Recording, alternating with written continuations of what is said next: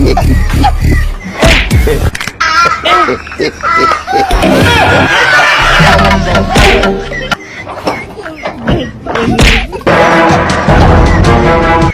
is the time to party!